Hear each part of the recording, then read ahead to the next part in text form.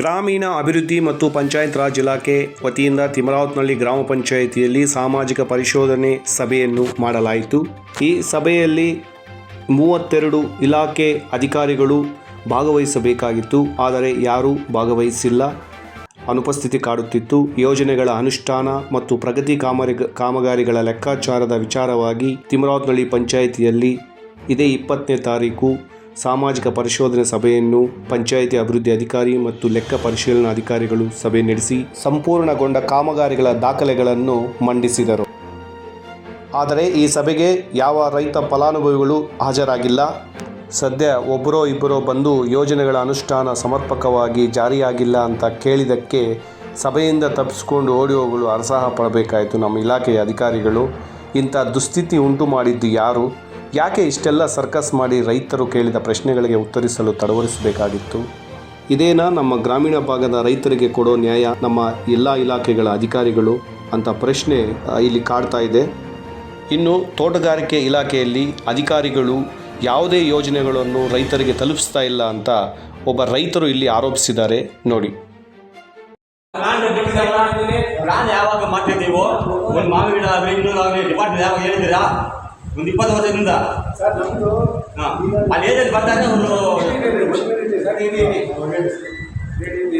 ಒಂದು ಮಂಚಿನ ಕೂಡ ಮಗ ಒಪ್ಪಿಟ್ಟಿಲ್ಲ.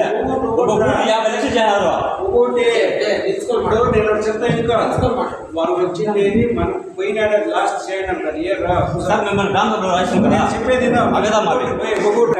ಮಾಡ್ತಾ ಇದ್ದಾರೆ.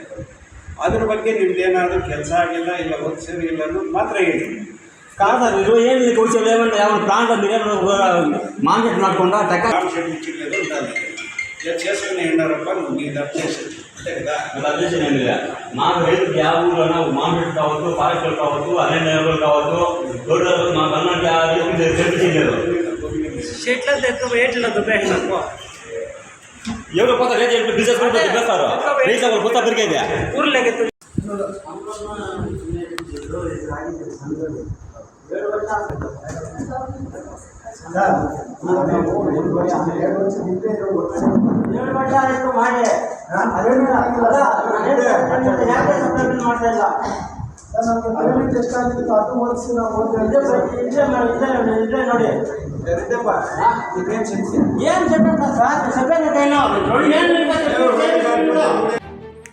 ಇನ್ನು ಅರಣ್ಯ ಇಲಾಖೆಗೆ ಸಂಬಂಧಿಸಿದ ಮಾಹಿತಿ ಕೇಳಿದರೆ ಅರ್ಧಂಬರ್ಧ ದಾಖಲೆ ತೋರಿಸ್ತಾರೆ ಮತ್ತು ಗಾಬರಿ ಆಗ್ತಾರೆ. ಇಲ್ಲಿ ನೋಡಿ, ಅರಣ್ಯ ಇಲಾಖೆಯಿಂದ ಬಂದ ವಿವಿಧ ರೀತಿಯ ಸಸಿಗಳು ಒಣಗಿ ಹೋದ ದೃಶ್ಯಗಳು. ಇದಕ್ಕೆ ಬೇಕಾದ ಬಿಲ್ ಮಾತ್ರ ಇಲಾಖೆಯಲ್ಲಿ ಸ್ಯಾಂಕ್ಷನ್ ಆಗಿರುತ್ತೆ. ಯಾವುದೇ ಕೆಲಸ ಮಾತ್ರ ಅರಣ್ಯೀಕರಣಕ್ಕೆ ಸಂಬಂಧಿಸಿದಂತೆ ನಡೆದಿರಲ್ಲ. ಯಾಕೆ ಈ ಥರ ಎಲ್ಲ ಮಾಡ್ತಾರೆ? ಸಮರ್ಪಕವಾಗಿ ಸಂಪನ್ಮೂಲಗಳನ್ನು ಬಳಕೆ ಮಾಡಬೇಕು ಅಂತ ಎಲ್ಲ ಇಲಾಖೆಗಳಲ್ಲಿ ಒಂದು ಧ್ಯೇಯವಾಕ್ಯ ಇದೆ. ಯಾಕೆ ಇವರು ಮಿಸ್ಯೂಸ್ ಮಾಡ್ಕೊತಿದ್ದಾರೆ? ಇನ್ನು ಅದೆಂಥದೋ ವಾಟರ್ ಶೆಡ್ ಡಿಪಾರ್ಟ್ಮೆಂಟ್ ಅಂತೆ. ಅಲ್ಲಿ ಯಾವ ಶೆಡ್ಗಳು ಇಲ್ಲ, ಬಿಲ್ ಮಾತ್ರ ಪಾಸ್ ಆಗಿರುತ್ತೆ. ಇದು ಇಲಾಖೆಗಳಿಗೆ ಸಂಬಂಧಪಟ್ಟ ಅಧಿಕಾರಿಗಳು ಮಾಡುತ್ತಿರುವ ಅವ್ಯವಹಾರ ಅಲ್ಲವೇ? ಈ ಅವ್ಯವಹಾರಗಳು ಮೇಲ್ನೋಟಕ್ಕೆ ಕಂಡುಬಂದರೂ ಇದು ಸತ್ಯ ಅಂತಾರೆ ನಮ್ಮ ಗ್ರಾಮೀಣ ಜನರು. ನಾವು ನೋಡಿದ್ದೀವಿ. ಇದಕ್ಕೆಲ್ಲ ಕಾರಣಕರ್ತರು ಯಾರು ಅಂತ ಸಭೆಯಲ್ಲಿ ಕೆಲವ್ರನ್ನ ಕೇಳಿದರೆ ಅವರು ಉತ್ತರ ಏನಿತ್ತು ಗೊತ್ತಾ?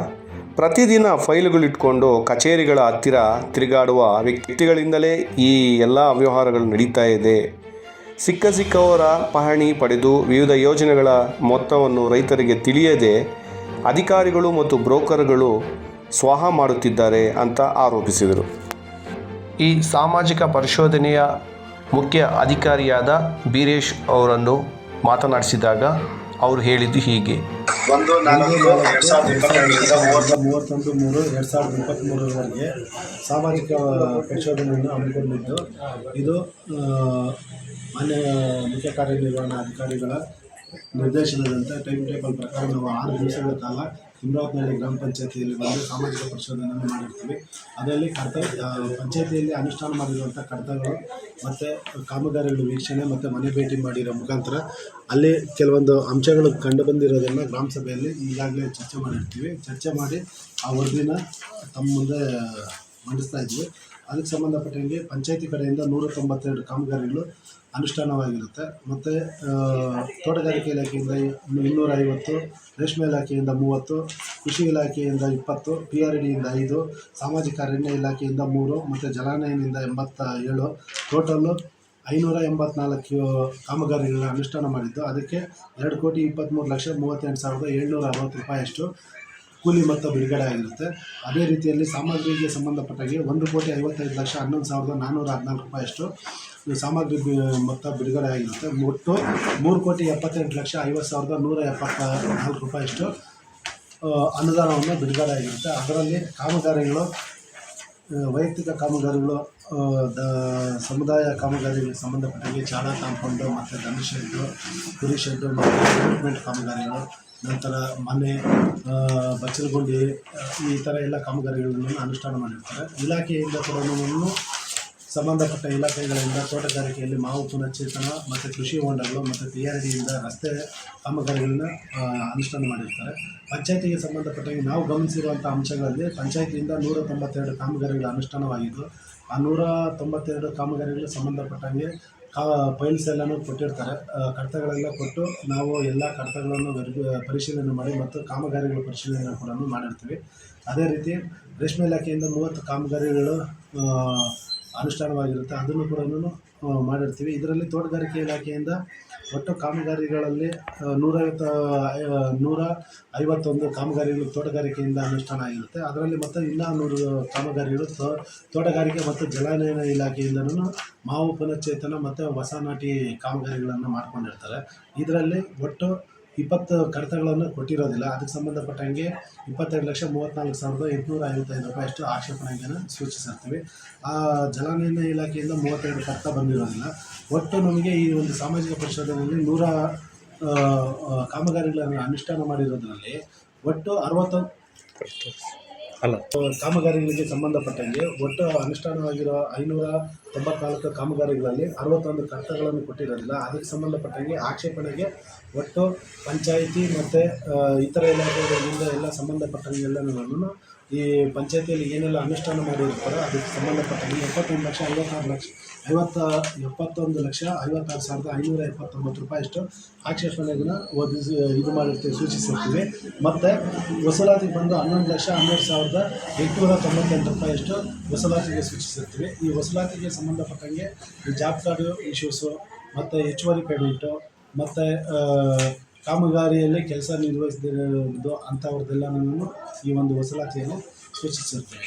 ನಂತರ ಹೆಚ್ಚುವರಿ ಕಾಮಗಾರಿಗಳಿಗೆ ಸಂಬಂಧಪಟ್ಟಂಗೆ ಎಸ್ಟಿಮೇಟಿಗಿಂತಲೂ ಹೆಚ್ಚುವರಿಗೆ ಪಾವತಿ ಆಗಿದೆ.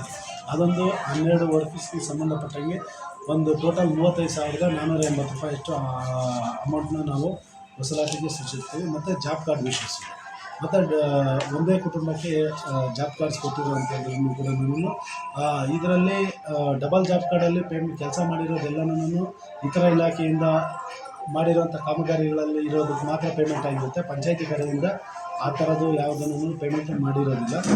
ನಂತರ ಪಂಚಾಯತಿಗೆ ಸಂಬಂಧಪಟ್ಟಂಗೆ ಒಟ್ಟು ಕಾಮಗಾರಿಗಳಲ್ಲಿ ನಮಗೆ ಎಲ್ಲ ಕಡತಗಳನ್ನು ನೀಡಿದ್ದು ಮತ್ತು ಕೆಲವೊಂದು ಆಕ್ಷೇಪಣೆಗೆ ಅಂತೇಳಿ ನಾವು ಸೂಚಿಸಿದ್ವಿ. ಅದೇನೆಂದರೆ ಒಟ್ಟು ಮೆಟೀರಿಯಲ್ಸ್ ಸಂಬಂಧಪಟ್ಟಂಗೆ ಪೇಮೆಂಟ್ ಆಗಿರೋದನ್ನು ನಾವು ಬಿಲ್ಗೆ ಕೊಟ್ಟಿಲ್ಲ ಅಂತೇಳಿ ನಾವು ನಮ್ಮ ಒಂದು ಸಾಮಾಜಿಕ ಪರಿಶೋಧನೆಯ ಒಂದು MISಲ್ಲಿ ನಮಗೆ ಮಾಹಿತಿ ಲಭ್ಯ ಇರುತ್ತೆ.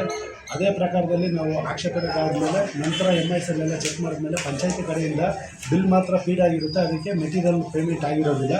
ಪೇಮೆಂಟ್ ಆಗಿರೋದು ಸಂಬಂಧಪಟ್ಟ ದಾಖಲೆಗಳೆಲ್ಲನೂ ನೀಡಿರ್ತಾರೆ. ಅದು ಬಿಲ್ ಪೇಮೆಂಟ್ ಆಗಿರೋದನ್ನು ನಾವಲ್ಲಿ ನಮ್ಮ ಒಂದು ಅಬ್ಸರ್ವೇಷನ್ ಮಾತ್ರ ಬರೆದಿರ್ತೀವಿ. ಅದರದ್ದು ಯಾವುದೂ ಅಬ್ಜೆಕ್ಷನ್ಸ್ ಅಂತ ಯಾವುದೇ ಕನ್ಸಿಡರ್ ಇಲ್ಲ. ಇಷ್ಟು ಈ ಒಂದು ತಿಮ್ನಾಕ್ನಹಳ್ಳಿ ಗ್ರಾಮ ಪಂಚಾಯತಿಯಲ್ಲಿ ಈ 6 ದಿವಸಗಳ ಕಾಲ, ಅಂದರೆ ನಾವು 1 ವರ್ಷದ ಹಿಂದೆ ಏನು ಅನುಷ್ಠಾನ ಆಗಿರುತ್ತೋ ಆ ಕಾಮಗಾರಿಗೆ ಸಂಬಂಧಪಟ್ಟಂಗೆ ಎಲ್ಲನೂ ಪರಿಶೀಲನೆ ಮಾಡಿ ವರದಿನ ನಾವು ನೀಡ್ತಾ ಇದ್ದೀವಿ. ಧನ್ಯವಾದ. ಇದು ಸಾಮಾಜಿಕ ಪರಿಶೋಧನೆ ಅಧಿಕಾರಿ ಕೊಟ್ಟ ಹೇಳಿಕೆ. ಮುಂದಿನ ದಿನಗಳಲ್ಲಿ ಯೋಜನೆಗಳು ಯಾವ ರೀತಿ ಅನುಷ್ಠಾನ ಆಗತ್ತೆ ಅಂತ ಕಾದು ನೋಡಬೇಕು. ಧನ್ಯವಾದಗಳು.